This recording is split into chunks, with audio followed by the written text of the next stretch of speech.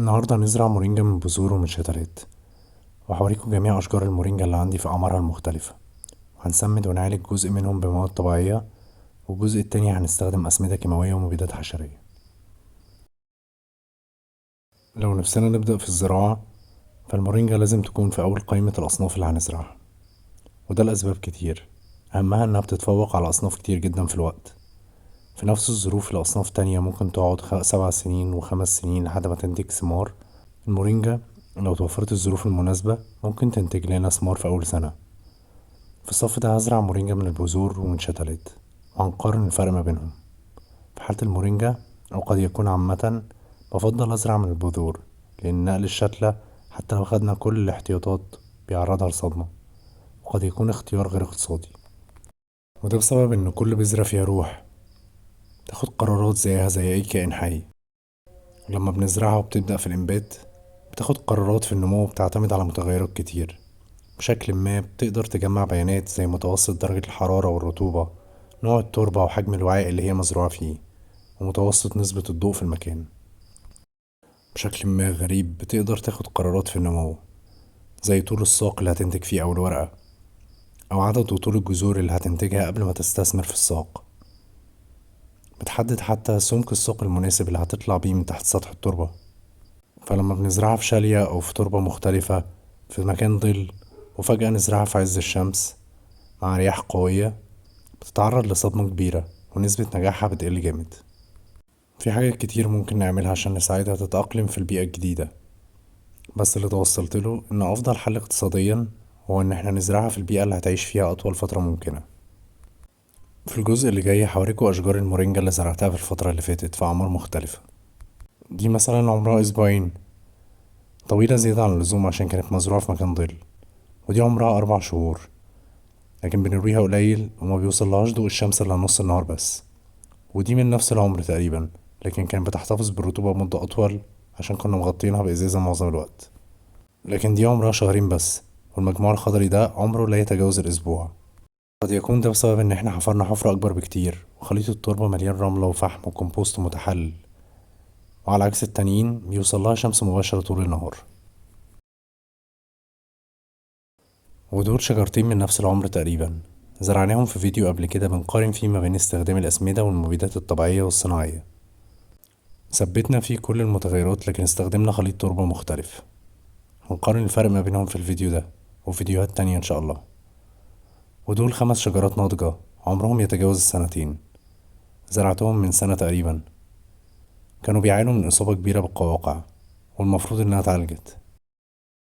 من حوالي شهر كده شلت القواقع كلها ودهنتهم بمعجون الشطة والثوم، ومن ساعتها مفيش أثر للقواقع، وكانوا بدأوا يتعافوا. لكن مع شدة الحر بدأت مشاكل تانية تظهر. ظهرت عناكب بتاكل الأوراق، ونمل طالع نازل شايل أكل، وفي آثار لحشرات قشرية مختلفة. عالجتهم تاني من أسبوع باستخدام محلول الصابون السائل وزيت النيم، لكن مازال مفيش تحسن، والإصابة بالمن زادت. المن حشرة بتتغذى على عصارة النبات وبتفرز سائل شبه العسل اسمه شهد المن. النمل بيجمعها وبيتغذى عليها. النمل لوحده في معظم الأوقات مش مضر أوي للنبات، لكن وجوده على الساق إشارة لوجود المن. كنت بسمع محاضرة لدكتور في علم الحشرات بيقول إن النباتات اللي مناعتها ضعيفة هي بس اللي بتصاب، وإن الحشرات ما بتفضلش النباتات اللي صحتها كويسة أو اللي نسبة السكريات فيها عالية. وبالتالي فإن النبات المصاب بالحشرات معناه إنه بيعاني من مشكلة تانية بتخليه عاجز عن إنتاج مستوى سكر كفاية، وده اللي بيخليه جذاب للحشرات. في الجزء اللي جاي هنعالج الشجر باستخدام مركبين. الأول مبيد حشري سام، وهنستخدم على الأشجار التانية دهان مكون من مواد طبيعية، أو على الأقل معظمها طبيعي، وهو دهان بيستخدموه للحيوانات لمقاومة الحشرات.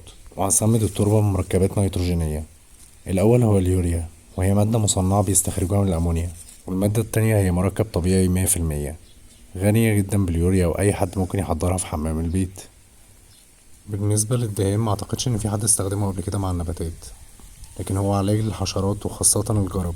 ميزته إنه متوفر في أي صيدلية بيطرية، مكون من مركبات كلها آمنة ومعظمها طبيعي زي جل الصبار أو الكبريت، وكمان زيت النيم والكلامين والفينول.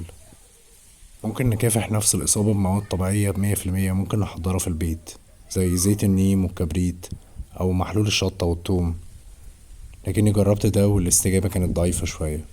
فهجرب النهاردة استخدم الكريم ده وهنشوف النتيجة مع بعض. شجر المورينجا الكبير ده مصاب جامد مش بس بالمن لكن بحشرات تانية كتير زي العناكب وحشرات قشرية من أنواع مختلفة.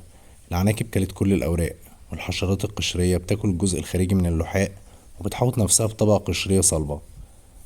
القشرة دي بتجعلها مقاومة لمعظم المبيدات الحشرية، والأساليب التقليدية في العلاج ما بتجيبش نتيجة فعالة. عشان كده تجاريا بيستخدموا في مكافحتها مبيدات حشرية أكتر فاعلية، ولكنها بتكون سامة جدا.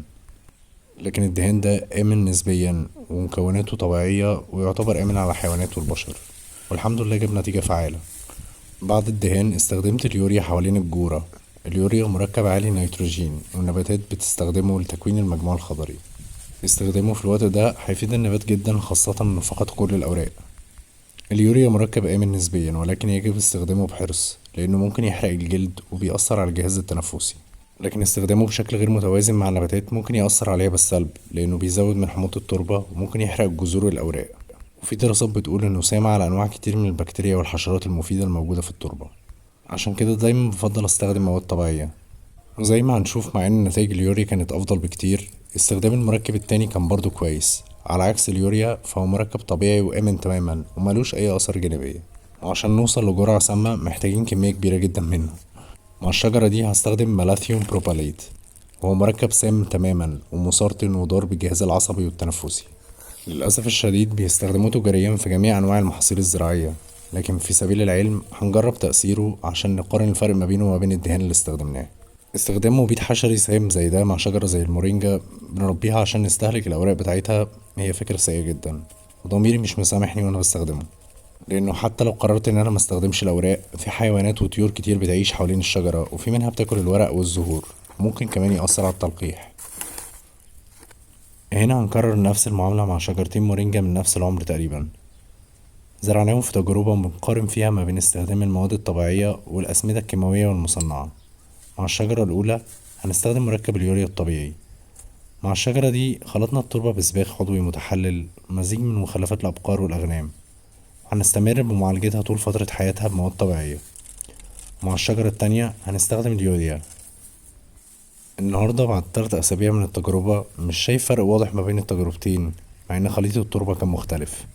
الفرق الوحيد الواضح هو إن الشجرة الأولانية اللي استخدمنا فيها السماد العضوي غير متحلل الإصابة بالحشرات فيها أكتر شوية. طبعا النتيجة دي لا تحسب في صالح عدم استخدام السماد العضوي، ولكنها قد تكون إشارة إن استخدام السماد العضوي غير متحلل بيزود من فرصة الإصابة بالحشرات. وبرضه دعامات البوص اللي أنا حاططها دي ممكن تزود فرص الإصابة بالحشرات، لكن للأسف مفيش مفر من استخدامها في حالتي. بمجرد ما بشيلها وأخش جوه البيت في أقل من نص ساعة هطلع ألاقي الشجرتين مكسورين. دهنت الشجرة الأولانية بالكريم والشجرة التانية عفرتها باستخدام المالاثيون.